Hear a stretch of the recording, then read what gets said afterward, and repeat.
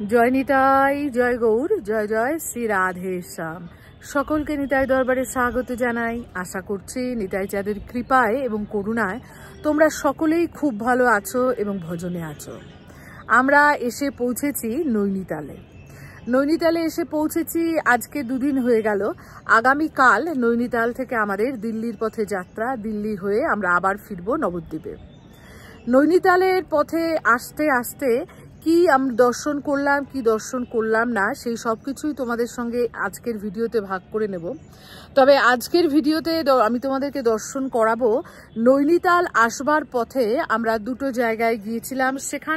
সেখানে কি দর্শন করলাম সেটা তোমাদেরকে আজকে দর্শন করাবো। আর নৈনীতালে কি দেখলাম না সেই সব কিছু আরেকটা ভিডিও বানিয়ে তোমাদেরকে দেখানোর চেষ্টা করব। তো আজকে দর্শন করো নৈনীতাল আসার পথে দেরাদুনে আমরা দুটো জায়গায় গিয়েছিলাম। এক জায়গার নাম হচ্ছে প্রকাশানন্দ মহাদেব মন্দির। অপূর্ব সুন্দর মন্দির, ভীষণ সুন্দর ব্যবস্থা, দর্শন করে খুব ভালো লেগেছে। সেই সব কিছু তোমাদের সঙ্গে ভাগ করে নেব। আর গিয়েছিলাম সহস্রধারা দর্শন করতে। সহস্রধারা আমাদের গুরু দ্রোণাচার্যের সাধনভূমি। সেই জায়গাটিও ভীষণ সুন্দর, আমার তো খুবই ভালো লেগেছে। তোমরাও দর্শন করো, কেমন লাগলো অবশ্যই কিন্তু কমেন্ট বক্সে আমাকে জানাতে ভুলো না। ভিডিওটা পুরো দেখো, কেমন লাগলো অবশ্যই জানাও। এই হচ্ছে সেই মন্দির। মন্দিরে ঢুকেই দেখো স্ফটিকের শিবলিঙ্গ আছে। সবাই এখানে জল ঢালতে পারে এবং জল ঢালছে। আর এই যে হচ্ছে সোজা গিয়ে হচ্ছে মন্দিরের মূল গর্ভগৃহ মন্দিরের। এই যে দেখো এই হচ্ছে মূল গর্ভগৃহ। এখানে ভগবান মহাদেব আছেন। এখানে হিমালয় থেকে প্রাপ্ত সত্যিকারের যে বরফ জমে স্ফটিক হয়েছে। এই দেখো সেই স্ফটিকের শিবলিঙ্গ আছেন। দেখো ওপরে লেখাও আছে। এই মন্দিরে কোনো রকম কিন্তু প্রণামী টাকা পয়সা চড়ানো কিন্তু একদম নিষেধ। সমস্ত জায়গায় তা লেখা আছে। এখানে সুন্দর করে প্রসাদ দেয়া হয় এবং পরিবেশটা অপূর্ব সুন্দর পরিবেশ, খুব ভালো পরিবেশ। এই যে বাইরে থেকে দেখো, এই বাইরে থেকে মন্দিরটা, এটা দেরাদুনে অবস্থিত। দেরাদুন থেকে মুসৌরি যাওয়ার রাস্তায়, বড় রাস্তার ওপরেই কিন্তু এই মন্দির। যারা আসবে অবশ্যই কিন্তু দর্শন। এবারে চলো সহস্রধারায় যাই, আমাদের অস্ত্রগুরু দ্রোণাচার্যের সাধনভূমি। চলো দর্শন করি। আমরা এসে পৌঁছেছি সহস্রধারায় প্রাচীন গুফা শিব মন্দির। এই জায়গাটি দ্রোণাচার্যের আচার্য যে দ্রোণ, মহাভারতে আমরা যার কথা জেনেছি, সেই দ্রোণাচার্যের সাধনভূমি। এখানে দ্রোণাচার্য সেবিত শিবলিঙ্গ আছেন এবং নিচে আছে ঝর্ণা। ঝর্ণার আওয়াজ তো পাচ্ছি, এখন যাব দেখতে যে কোথায় আছে। জলটা দেখো ঝর্ণার থেকে এই যে এখানে আসছে, এই যে নেমে আসছে জল খুব সুন্দর করে। মন্দিরে যাই, জানি না আমি মন্দিরের ভেতরে ভিডিও করতে অ্যালাউ কিনা। যদি অ্যালাউ থাকে তাহলে অবশ্যই দর্শন করাবো, আর না হলে বাইরে থেকেই যতটুকু দর্শন করাতে পারি করাবো। এখানে এই মন্দিরের নিজস্ব গেস্ট হাউস, যেটা এখানে ভাড়া পাওয়া যায় থাকার জন্য। চলো ওপরে যাই, দেখি।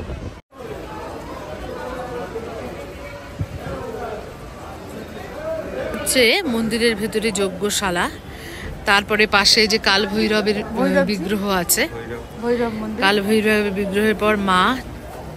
এই মায়ের নাম হচ্ছে চিন্তাপূর্ণী, অর্থাৎ তোমার যা মনস্কামনা তা পূর্ণ করবেন মা। মা তো সর্বদাই তাই করেন। এই হচ্ছে এবার গুফায় ঢোকার জন্য এখানে তোমাকে উঠতে হবে, উঠে বাঁ দিকে যেতে হবে সিঁড়ি দিয়ে উঠে, তারপর গুফা। এখানেও শিব রাখা আছেন, মহাদেব আছেন, এখানে সকলেই প্রণাম করছে। আছেন আমাদের মহাবীর হনুমান। এই হচ্ছে গুফায় ওঠার সিঁড়ি।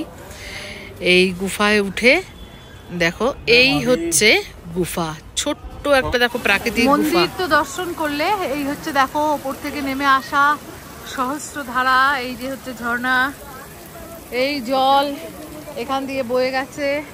এইখানে দেখো সেই জল ওই দিক দিয়ে গিয়ে আবার দেখো নামছে, পুরো পাহাড়টা থেকেই জল নামছে আর সবাই সেই ধারায় স্নান করছে। দেখো দর্শন করো।